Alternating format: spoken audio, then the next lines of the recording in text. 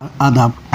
जैसा कि आप जानते हैं कि हम आपका परिचय कराते हैं उन महान हस्तियों से जो कि आपके स्वास्थ्य के प्रति सचेत रहते हैं और आपको अच्छी स्वास्थ्य सेवाएं देते हैं। अभी तक ज़िला बुलंदशहर के अंदर कोई ऐसा लेडी डॉक्टर नहीं था जो परिवार के अंदर एक नन्हे मुन्ने बच्चे की किलकारियों से भरपूर आपका आंगन कर सके। उन्हीं कड़ियों के अंदर आज सिकंदराबाद के अंदर हमारे मौजूद हैं डॉक्टर सोनल अग्रवाल, जो कि आपके जितने भी मतलब ये कि प्रॉब्लम्स लेडीज़ होती हैं उनके साथ साथ बच्चों के ना होने का भी वो परामर्श के साथ साथ इलाज भी करते हैं। अब आपको बाहर जाने की ज़रूरत नहीं। मेरे साथ हैं सोनल अग्रवाल जी। नमस्ते। मैं डॉक्टर सोनल अग्रवाल। ये वरदान आईवीएफ सेंटर सिकंदराबाद में खुर्जा रोड पे सिटी कॉन्वेंट स्कूल के पास खुला है। ये बुलंदशहर डिस्ट्रिक्ट का फर्स्ट आईवीएफ सेंटर है जिस पे सारी ही लेटेस्ट टेक्नोलॉजी की मशीन्स, जितनी भी आधुनिक सेवाएं हैं वो सारी की सारी उपलब्ध हैं। और यहाँ पे बांझपन रिलेटेड, साथ ही महिलाओं की जो भी प्रॉब्लम्स होती हैं, चाहे वो मतलब बेसिकली 12 साल की लड़की से लेके 55-60 साल की उम्र की औरतों तक का सारा इलाज होता है। स्पेशली हाँ आईवीएफ सेंटर है कि बांझपन के मरीजों का इलाज होता है। उम्मीद करते हैं कि जिन जिन घरों में किलकारियाँ नहीं गूंजी हैं अब तक, उन सभी घरों में हम ये खुशियाँ प्रदान कर सकें। धन्यवाद।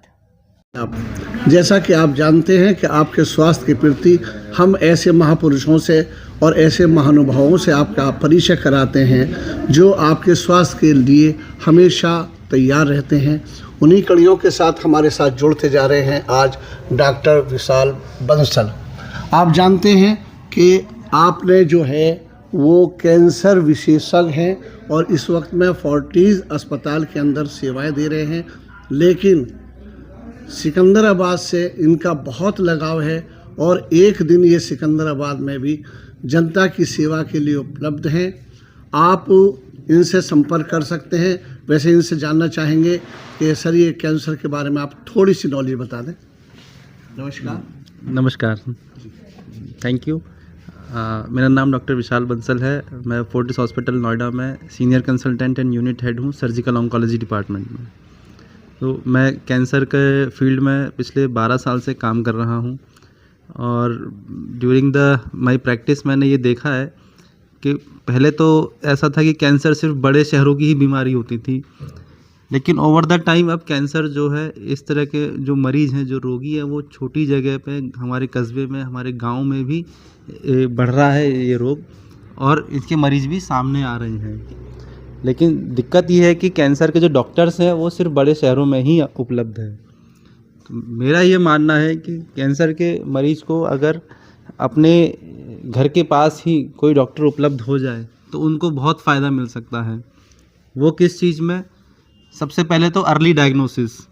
बहुत सारे पेशेंट्स ऐसे हैं जिनको कैंसर के लक्षण हैं लेकिन उनका डायग्नोसिस नहीं बन पा रहा है, उनको कोई डॉक्टर पकड़ नहीं पा रहा है कि ये कैंसर है, जिसकी वजह से वो समय से इलाज के लिए नहीं आ पाते। तो सबसे इम्पॉर्टेंट है अर्ली डायग्नोसिस। अब कई पेशेंट्स हैं जिनको बस पकड़ के या कैब करके नोएडा, गाज़ियाबाद, दिल्ली जाना मुश्किल होता है।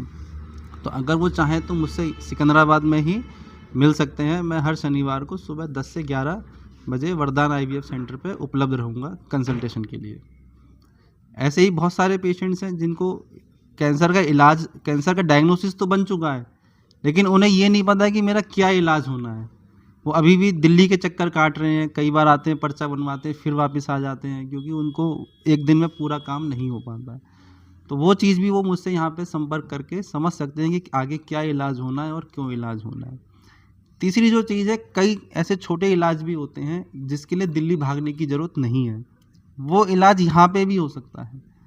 जैसे कि छोटा सा ऑपरेशन होना या कोई कीमोथेरेपी होना, वो यहाँ पे हमारे शहर में भी हो सकती है। उसके लिए हमें दूर जाने की ज़रूरत नहीं है, उसके लिए हमें बार बार बड़े शहर का चक्कर काटने की ज़रूरत नहीं है।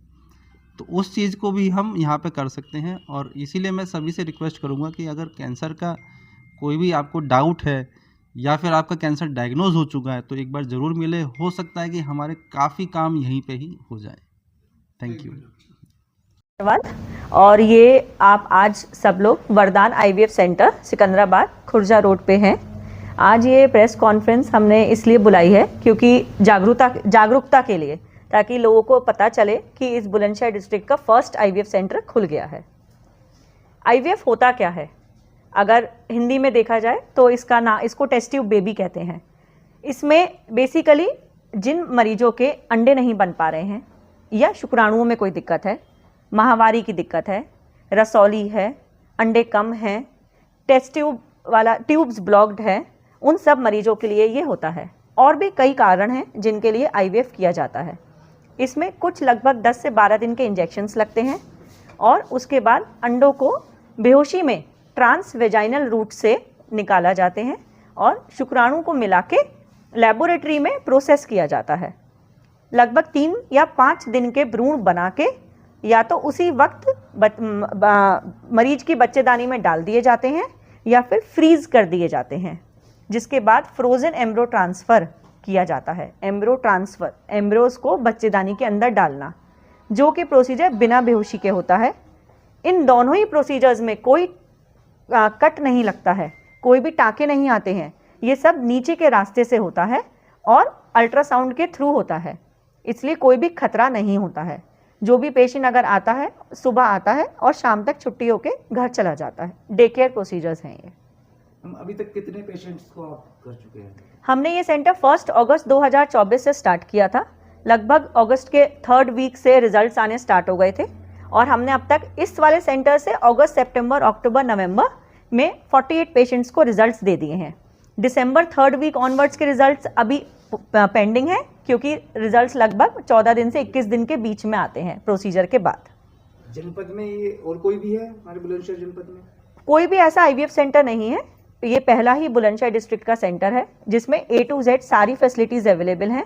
पेशेंट को किसी भी प्रोसीजर के लिए, किसी भी अल्ट्रासाउंड के लिए, किसी भी टेक्निक ऑफ आईवीएफ के लिए कहीं पर भी नहीं जाने की ज़रूरत है। सारा ही सुविधाएं हमारे पास हैं। लेटेस्ट जितनी भी आधुनिक मशीन्स हैं वो सब हैं। लेज़र हैचिंग तक की मशीन लगाई हुई है हमने। आर्टिफिशियल इंटेलिजेंस जिसे एम्ब्रोस्कोप कहते हैं, जिसमें एक एक भ्रूण का डेवलपमेंट भी पता चलता है, वो भी हमारे पास है। उसके अलावा ICSI मशीन होती है, इंट्रासाइटोप्लाज्मिक स्पर्म इंजेक्शन, जिसमें एक एक अंडे के अंदर शुक्राणु डाले जाते हैं डायरेक्ट, ताकि फर्टिलाइजेशन प्रोसेस बढ़ जाए। वो भी हमारे पास उपलब्ध है। मैम एक चीज़ और इसमें पूछना चाहूँगा मैं आपसे कि ये केवल महिलाओं के लिए है या इसमें पुरुष की भी कोई समस्या होती है, उसका भी सोल्यूशन है? हाँ, अगर देखो बांझपन बेसिकली या जिनके बच्चे नहीं हो पा रहे, उसमें सिर्फ महिलाओं का रोल नहीं है, पुरुषों का भी रोल है। तो उनके भी शुक्राणुओं के लेकर जो भी समस्याएं हैं उसका भी सल्यूशन दिया जाता है। अब तक कितने सफल जो है डिलीवरी हो चुकी है? 48 तो ये प्रेगनेंसी डिलीवरी तो अभी इस सेंटर के पेशेंट्स की नहीं हुई है, क्योंकि अभी तो सब प्रेग्नेंट हुए हैं। किसी का 2रा महीने आया है, किसी का पहला है, तो किसी का 3रा महीना है। अभी तक डिलीवरी का टाइम नहीं आया है। सबका जो टाइम आएगा वो लगभग जून जुलाई तक आएंगे सबके। नॉर्मल 9 महीने का पीरियड? कोई हाँ। कॉम्प्लिकेशन अब तक किसी मरीज को? अभी तक तो किसी पेशेंट को कॉम्प्लिकेशन नहीं हुआ है, लेकिन तभी 1% रेट रहता है आउट ऑफ 100% की जिनको थोड़ा बहुत मिसकैरेज हो सकता है या कोई ब्लीडिंग हो सकती है, उसको भी मैनेज किया जाता है। आजकल टेक्निक्स बहुत अच्छी हैं, दवाइयाँ बहुत अच्छी हैं, जिनसे सब कुछ मैनेज हो जाता है आसानी से। महिलाओं को क्या क्या सावधानियां बरतनी चाहिए थी इस दौरान? कंप्लीट बेड रेस्ट तो हम नहीं कहते हैं, जो कि लोग सोचते हैं ऐसा होता है। थोड़ा बहुत आपको काम में एहतियात बरतनी है, भारी सामान नहीं उठाना है। कुछ तरीके के फल हैं जो नहीं खाने हैं, वो बताया जाता है जब वो आते हैं। और उसके अलावा शारीरिक संबंध नहीं रखना होता है उस वक्त आपस में जब प्रोसीजर चल रहे हैं। और अपनी दवाई इंजेक्शन जो बताए हैं वो सब टाइम से लेने हैं। यही है क्या इसमें महिला की कोई उम्र ऐसा कि तब इस उम्र तक जो है इलाज हो सकता है? हाँ, जो लीगल एज अलाउड आईवीएफ में वो 50 साल है औरतों के लिए और 55 साल है आदमियों के लिए। और मिनिमम एज भी 21 ईयर्स है। 21 ईयर्स से नीचे का इंसान का हम आईवीएफ नहीं कर सकते, और 50 ईयर्स फीमेल और 55 ईयर्स मेल में हम उसके ऊपर आईवीएफ नहीं कर सकते। और मिनिमम 1 साल शादी को भी हो जाना चाहिए, तभी कर सकते हैं। ये लीगल प्रोस्पेक्टिव्स हैं कुछ। आजकल जैसे एक प्रचलन चल रहा है कि बच्चों को इस टाइम पे पैदा करना है, ये बड़ी अच्छे मुहूर्त होते हैं।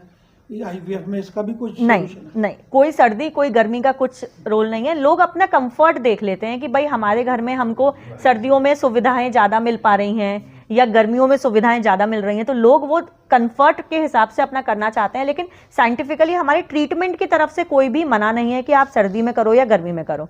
12 मंथ्स ओपन है और 12 मंथ्स आप प्रोसीजर्स करा सकते हो। आपका आईवीएफ प्रोसीजर जब पूरा हो जाता है तो उस महिला की डिलीवरी के लिए आप यहाँ पे व्यवस्था रखते हैं कि कहीं और व्यवस्था? ये तो डे केयर सेंटर है, आईवीएफ सेंटर है, तो यहाँ पे हम डिलीवरी, सिजेरियन ये सब तो नहीं करते हैं। लेकिन हाँ, उससे पहले तक पूरा मरीज को एंटीनेटल सर्विसेज देते हैं।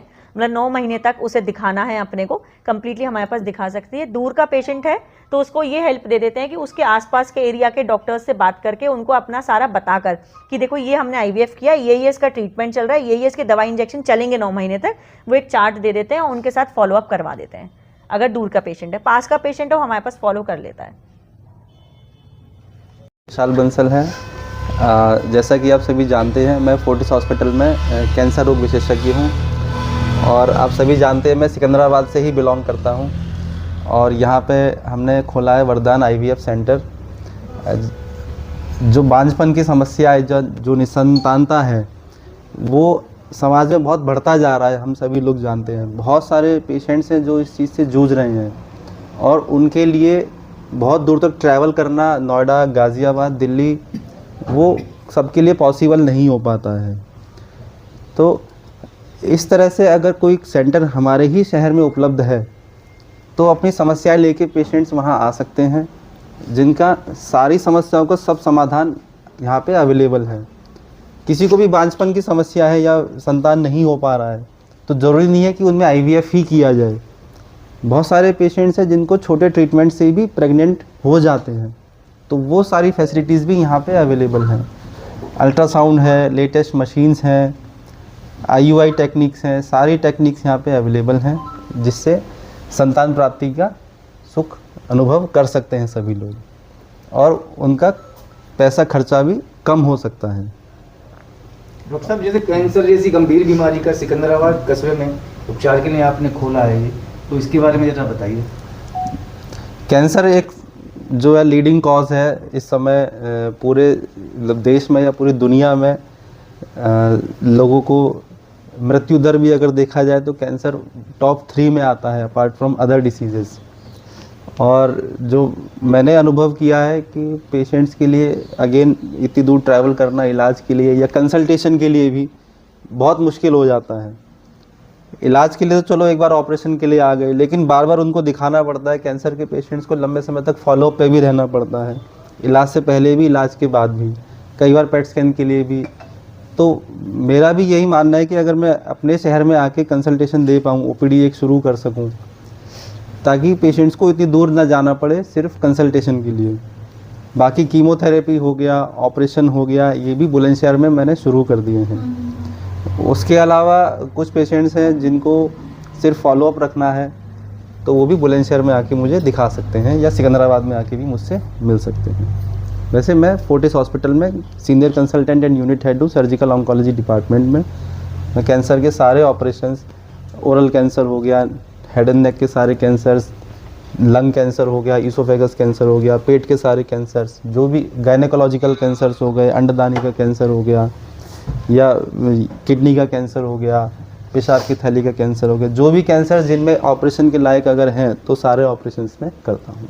या जैसे बहुत गरीब पेशेंट हैं जिनका आयुष्मान कार्ड है, उससे भी इलाज संभव है कैंसर का? क्या बिल्कुल संभव है। आयुष्मान में कैंसर, ज़्यादातर कैंसर्स का इलाज संभव है। अमयश हॉस्पिटल में आयुष्मान कैंसर रोग विशेषज्ञ, कैंसर रोगियों के लिए शुरू हो चुका है। तो जितने भी कैंसर के मरीज अगर उनको आयुष्मान कार्ड है तो उनका इलाज हो सकता है बुलंदशहर में। आप इस वाले सेंटर पर उपलब्ध रहेंगे कैंसर की ट्रीटमेंट? मैं हर शनिवार सुबह 11 से 1 यहाँ पे ओपीडी करूँगा। कैंसर से बचाव के लिए क्या करना चाहिए? बेसिकली फैलता तो जा रहा है इसमें, हम क्या करना चाहिए? कैंसर से बचाव के लिए सबसे पहले जो मैंने नोटिस किया है, एक तो तंबाकू, गुटखा, शराब का जो सेवन है वो हमारे एरिया में बहुत ज़्यादा है। सबसे पहले तो उसी को ही बंद करना है। उसी के लिए जो लोग जूझ रहे हैं उनको डी एडिक्शन करना है, जो लोग नया शुरू कर रहे हैं उनको रोकना है। तो ये सबसे बड़ा स्टेप होगा। दूसरा है खाना पीना जो है हमारा थोड़ा बिगड़ता जा रहा है। हम लोग बाहर का खाना ज़्यादा खा रहे हैं, ऑयल का इस्तेमाल ज़्यादा कर रहे हैं, घी हमने इस्तेमाल बंद कर दिया है, रिफाइंड पे ज़्यादा आ गए हम लोग, तो ये भी एक मुख्य कारण है। तीसरा जो है, जो हम खेतों में पेस्टिसाइड्स फर्टिलाइज़र जो यूज़ कर रहे हैं, वो भी एक कैंसर का कारण बनता जा रहा है। चौथी जो चीज़ है, वो पीने का पानी भी हमारा आजकल ख़राब हो गया है, ग्राउंड वाटर भी कंटामिनेट हो चुका है। तो ऐसी स्थिति में पानी को भी अगर हम RO वाटर यूज़ करें। पांचवी जो चीज़ है वो है मोटापे से अगर हम अपने आप को दूर रख पाएँ। मोटापा जो है करीब करीब शरीर के 13 कैंसर्स के साथ रिलेटेड है।